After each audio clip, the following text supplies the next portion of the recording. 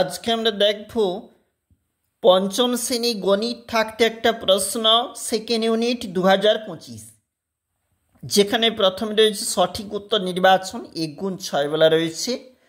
প্রকৃত ভগ্নাংশ তাহলে এখানে হচ্ছে 2/7। একটি বর্গাকার চিত্রের একটি বাহুর দৈর্ঘ্য 3 সেন্টিমিটার, পরিসীমা হবে 12 সেন্টিমিটার, 100 এর বর্গমূল 10। এর পরের যে সংখ্যা 0.025 এটা হবে 25/1000। একটি বিন্দুতে কয়টি সরলরেখা আঁকা যায়? একটি বিন্দু দিয়ে অসংখ্য সরলরেখা, 3, 4, 6, এই লসাগু কি হবে? তাহলে উত্তরটা হবে 12। তারপর দেখো কি বলেছে, নিচে বলেছে 1 × 5, কোনটা বড় চিহ্নিত করতে বলেছে। টাকা পয়সার একটা অঙ্ক দেওয়া রয়েছে, মিশ্র ভগ্নাংশ, বর্গক্ষেত্রে পরিসীমা রয়েছে, ক্ষেত্রফল বের করতে বলেছে। আর বিন্দু কাকে বলে আমরা জানি, যার কোনো অবস্থান আছে কিন্তু দৈর্ঘ্য প্রস্থ উচ্চতা নেই, সেটাকে বলা হচ্ছে বিন্দু।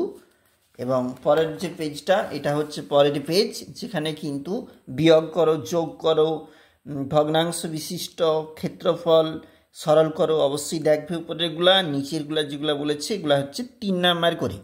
বাঁশের যে কাদার অঙ্ক অবশ্যই ভিভিআই বা রেখাংশ অঙ্কন অবশ্যই গুরুত্বপূর্ণ।